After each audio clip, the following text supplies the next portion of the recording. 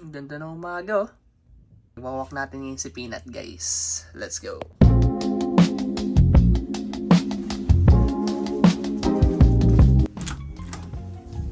Hi, Peanut. Ready ka na mag-walk? Tara.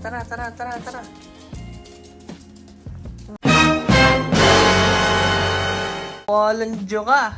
Anong ginawa mo? What did you do? Mamaya na yan. Okay, tara. Come on, tara.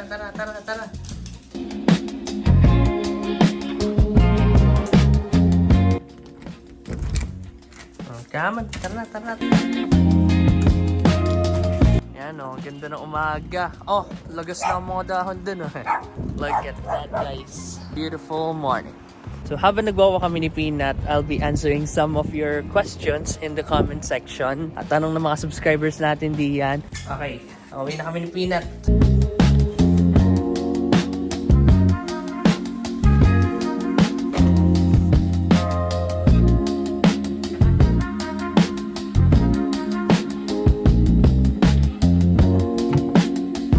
So, going back from what I said earlier, dahil maga nga kami nakauwi ni Peanut after walking together, I'll be answering some of your questions down in the comment section below. Well, there isn't really much of a question down in the comment section, but you guys keep asking me one thing, and I'll be showing it to you right here. But before we go over answering that question, meron muna tayong sasagutin na 2 other questions which is related nga dun sa pinaka-main question natin for this video. And here are the 3 questions that I've prepared for this video, and let's start off with question number 1. So, ang pinakauna nating tanong, may trabaho ba ako ngayon? The answer is yes, I do have a job right now. I've posted a video about it actually.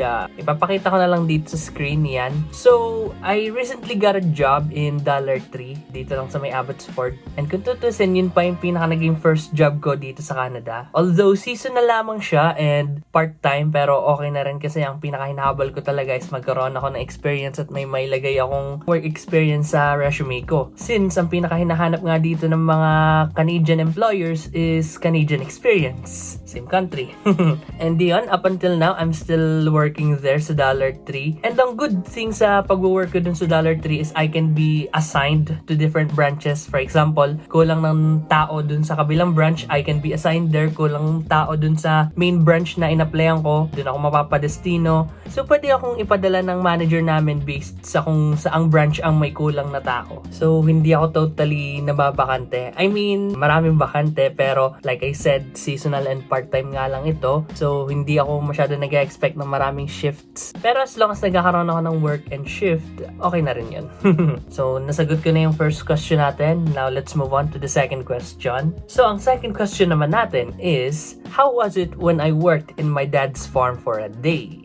Okay, so regarding this question, I've posted a video about this as well. Papakita ko na lang dyan sa screen. So, let me share you. I've worked in my dad's farm for a day nung isang araw, and honestly, biglaan lang din talaga yun kasi sinabi ko lang din kay daddy, what if itry ko pong mag-shift sa farm kahit 4 oras lang? Pumayag naman si daddy dun sa decision kong yun. Pinag-train niya ako magtrabaho sa farm, and hindi niya naman ako binigla dahil inalalayan niya ako sa bawat process, steps na kailangan ko munang maunawaan and kailangan ko munang alamin bago ako magpatuloy sa pag-start mag-work doon. And yun, mabuti na nakatapos ako ng 4-hour shift dun sa work ni daddy na yun. Actually, pagkatapos ng work, sobrang napagod ako. Sobrang nangali yung katawan ko. Like, literally, nanibago yung buong katawan ko sa work na ginagawa niya. Kasi, syempre, pag pinapanood ko si daddy sa YouTube videos niya, pag pinapanood ko siya habang nag-work sa farm, mukha lang madaling tingnan. Mukhang simple lang gawin, pero as it turns out, mas mahirap pa pala yun pag ikaw talagang gagawa. Pero sabi ko naman sa sarili ko, kahit mahirap siyang gawin, kahit nakakangalay, nakakapagod,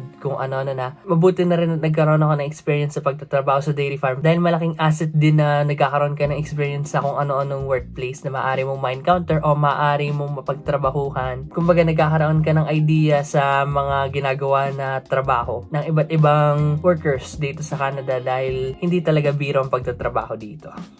Na yan. Pero overall experience ko naman, masaya naman ako dahil nagkaroon ako ng experience doon, and at the same time, nagkaroon ako ng idea sa kung anong ginagawang work ni daddy dun sa dairy farm. Mandami ka rin na-realize sa work ng aking daddy. Literally.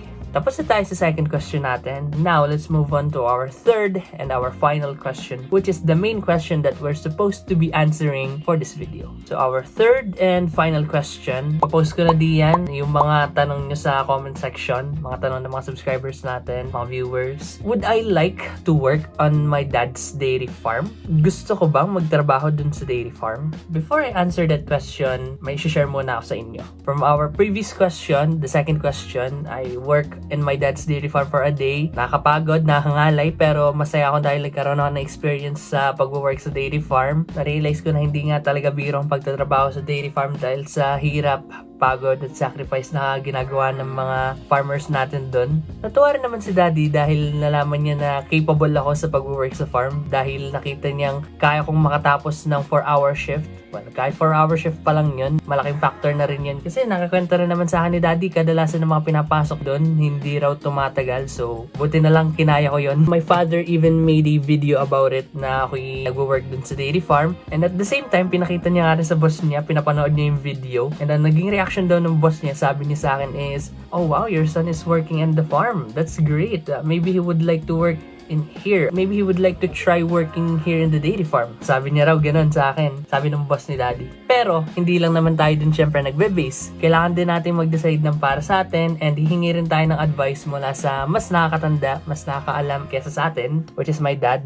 And the truth is, kung sasagutin ko yung tanong na yan, I'm in between 50 and 50. Para sa akin, okay lang naman mag-work ako sa farm. Para sa akin, may side din ako na hindi ako ganun ka-comfortable, ka-capable na mag-work ako dun sa farm. And I even asked my dad about his decision if ever mag-work nga ako sa farm and he told me na hindi raw siya agree. Hindi raw siya papayag dun. Kahit pumayag yung mga boss niya na magtrabaho ko dun, kahit natuwa sila na nakita nila yung video ko na nagtatrabaho dun sa farm. And to be honest, I really do agree with my dad on this one. Kasi he explained me a lot of things why he doesn't want me na mag-work dun sa dairy farm niya. So, ang una is walang benefits sa farm. Well, sinasabi rin kasi sa akin ni Daddy na sa lahat daw ng farms na napasukan niya dito sa Canada, mostly daw dun is wala raw benefits. Pero, depende naman daw yun sa company na pinapasukan mo. And at the same time, lugi raw sa rate, mababa ang sahod, at wala pa raw bayad if ever nag-overtime ka. Tunay naman daw yun, sabi ni Daddy ko. I even asked him about these kinds of informations and he totally agreed and he supported me with these kinds of information that I'm about to share you. Unless you really have to make a sacrifice for yourself, for your family. And speaking of sacrifice, sinabi na rin sa akin ni Daddy na siya na lang daw magsasacrifice para sa amin. Ayaw niya na raw akong ma-involve pa dun sa work na yon. Siya na lang daw yung magwo-work dun sa bakahan kasi sanay na rin naman siya dun. Ilang taon na rin naman siyang nagwo-work dun sa dairy farm. So, mag-rin na lang din ako. At the same time, sinasabi rin sa akin lagi ni Daddy na napakalaki raw ng potential ko. Mas gusto niya raw yung mag-work ako sa mas mag-grow ako, mas mapapa-enhance ko pa yung skills ko. Yung tipong nakikipag-communicate ako sa iba't ibang tao na para mas napapadevelop pa nito yung character ko, yung pagkatao ko. Basically, mas nag-grow pa ako dun sa trabaho na gusto niya akong mag-work kesa dun sa farm. Mas gusto niya rin daw yung mag-work ako sa trabahong may enjoy ko. Magagamay ko na tipong kahit pagod ako, at least gusto ko yung trabaho kesa sa napipilitan lang ako magtrabaho para kumita, para magkapera, ganun. Sa totoo lang din naman, wala din namang madaling trabaho dito sa Canada. Lahat naman mahirap, lahat pinaghihirapan, pero maginhawa naman ang kapalit ng hirap na yon. Gaya nga na sinasabi nila, hirap muna bago ang sarap. Sinasabi rin kasi lagi sa akin ni Daddy nung nagtrabaho ko doon for a day, pag dito ka nagtrabaho, puro baka na lang ang lagi mo makausap. Kasama pa yung mga katrabaho nating hindi masyado nag-i-English, so mag-a-adjust ka pa talaga. Maliban din sa trabaho mo mahirap, may other factors pa na nagpapahirap din sa trabaho mo. So, very challenging and very struggling nga talaga. Going back to the question, would I like to work on my dad's dairy farm? For me, I don't think I would. Based off of my dad's decision and based na rin sa naging decision ko while making this video. So just a quick recap about what I've answered on all those 3 questions. So number 1 natin is, do I have a job right now? Yes, I do. I'm currently working in $3 dito sa may Abbotsford. Number 2, how was it when I worked in my dad's dairy farm for a day? It was difficult, but it was good because I gained experience off of it. And number 3, would I like to work on my dad's dairy farm? I don't think I would. And that's my answer for all those questions. I hope you liked this video, and if you did, make sure to leave a like, subscribe, and share nyo sa mga nagbabalak din diyan maghanap ng trabaho. Maaaring makatulong sa kanila itong video na to. That would be all for this video, and I'll be seeing you all in the next one. Goodbye.